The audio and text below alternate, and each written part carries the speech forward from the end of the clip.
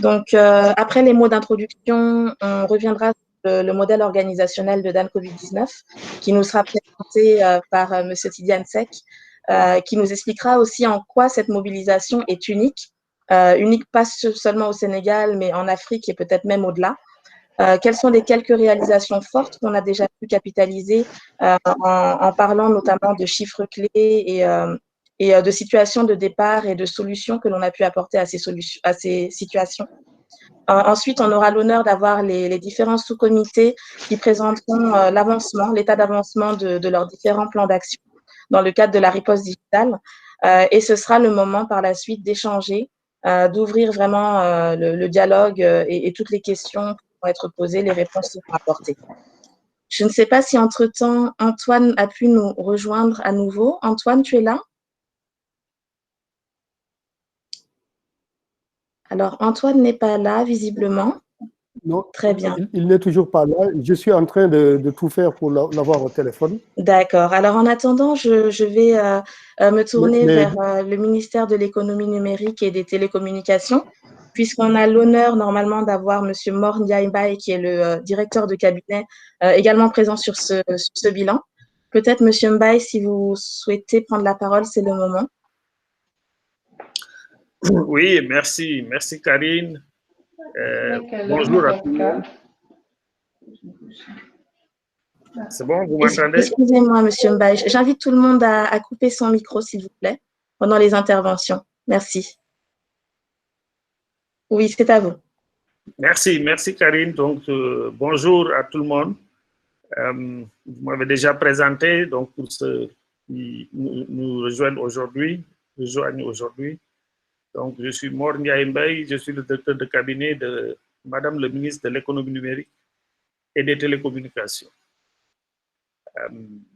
Je voudrais donc commencer mon propos par vous remercier tous d'avoir bien voulu répondre à cette initiative citoyenne de portée extrêmement importante pour le pays, compte tenu des moments que nous sommes en train de vivre. Saluer l'excellente mobilisation que nous avons eue et qui continue à se développer de tous les acteurs du secteur dans un engagement citoyen de très haut niveau, avec un bénévolat à la base et pour apporter toute leur expertise pour permettre à l'État de vaincre et à toute la nation de vaincre cette pandémie. Tout à l'heure, Antoine l'a dit dans son propos, cette initiative est née le 19 avril lors d'une audience que Madame le ministre avait accordée à Optique, à Antoine, sur leur demande. Mais il faut dire que avant cela, le ministère avait déjà commencé la réflexion parce que la veille, nous avions reçu d'abord l'ensemble des opérateurs de télécommunications pour voir comment, dans quelle mesure on pourrait coordonner un peu une riposte digitale. Et c'est ce même jour que j'ai eu l'appel d'Antoine sollicitant une audience. Nous l'avons donc reçu le lendemain et il est venu nous présenter en compagnie de Mohamed cette initiative d'Ancovic à laquelle nous avons tout de suite adhéré et donc le go a été donné pour que l'on démarre très très rapidement et j'avoue qu'on a été agréablement surpris de voir cette forte adhésion de l'ensemble des acteurs du secteur qui, depuis lors, à plusieurs dizaines, plusieurs centaines même, est venu rejoindre l'initiative et s'investit sans relâche à trouver des solutions. Donc, c'est quelque chose de très, très, très bien apprécié.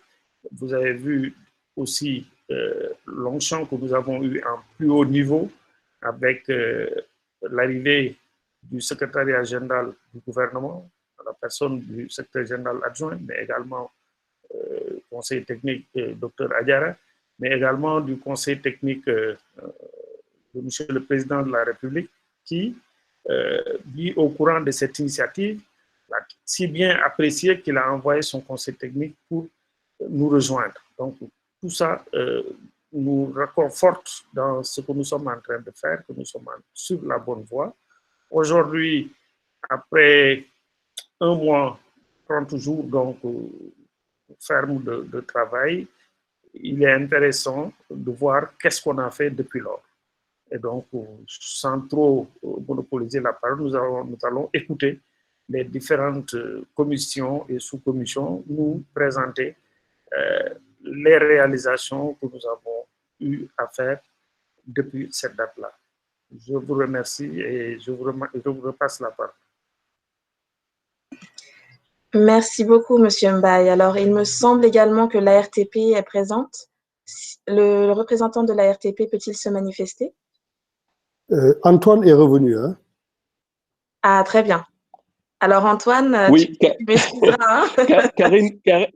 Karine, désolé, ma connexion m'a fait donc défaut. Je sais plus très bien par où est-ce que ça m'a lâché, mais je crois que j'avais fini de citer un peu les catégories de bénévoles. Et voilà, et donc je voulais continuer en disant que pour notre secteur, je pense qu'il y aura un avant et un après Covid. Et que je pense que les autorités sénégalaises, en tout cas, se souviendront toujours que l'écosystème du numérique s'est mobilisé massivement et bénévolement quand il s'est agi de solidarité. Oui, je crois aussi qu'à l'instar d'autres secteurs, à l'instar d'autres pays, un nouveau paradigme fera que l'expertise locale ou la production locale fera l'objet de plus d'attention. Je voulais dire aussi que l'État sénégalais, je pense, soutiendra encore plus la transformation digitale des administrations, des entreprises, du secteur éducatif et de l'ensemble des acteurs socio-économiques en général.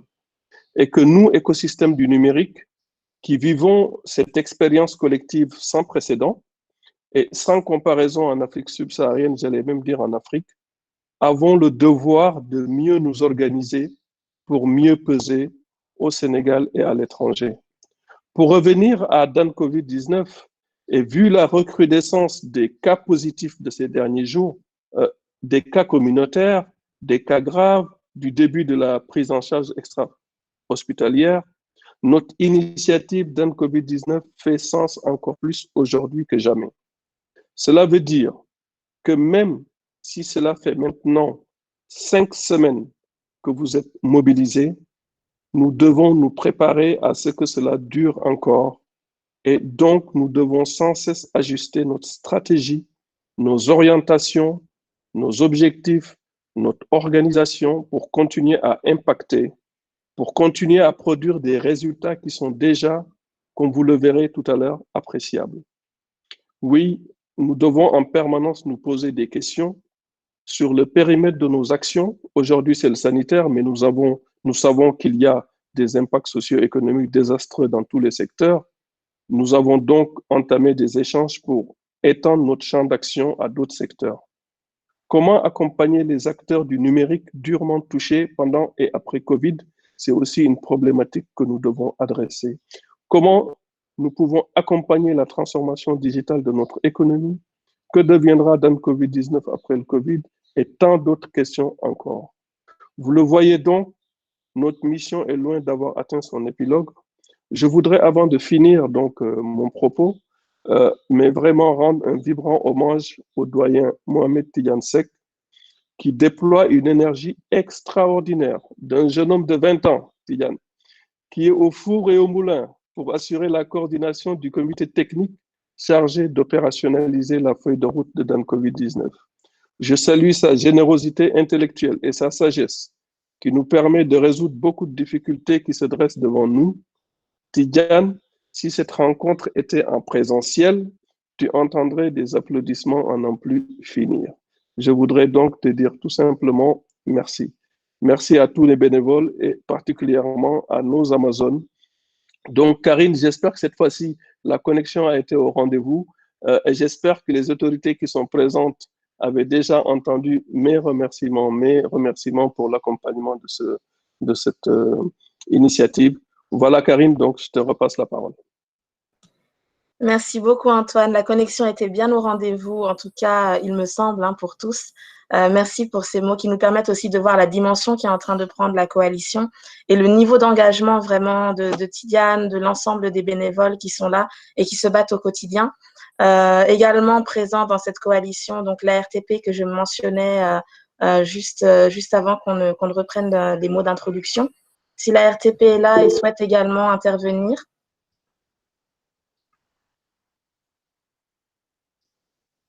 Très bien. Donc, nous allons poursuivre. Et également te féliciter, Antoine, pour le travail abattu et pour toute l'énergie que tu mets aussi à faire en sorte que ça puisse aller dans le bon sens. Oui, bonjour. Bonjour Karine, bonjour, c'est Mamadou Ousmane Faye de l'ARTP. Je voulais juste lancer un petit mot, saluer en tout cas tous ceux qui sont présents à cette réunion et puis remercier les autorités qui sont présentes à travers le secrétariat général de la présidence, le ministère de l'économie numérique et des télécommunications, et puis aussi saluer toutes les entreprises qui ont pris part à cette belle initiative. Et puis, je voudrais profiter de l'occasion pour en tout cas pour vous dire l'honneur que la RTP a de participer à cette initiative. Et nous avons essayé au maximum d'apporter notre pierre à l'édifice. Encore une fois, au nom du directeur général de la RTP et de tout son collègue, je tiens à remercier tous les participants et puis tous qui nous ont aidés à cette excellente initiative. Merci beaucoup.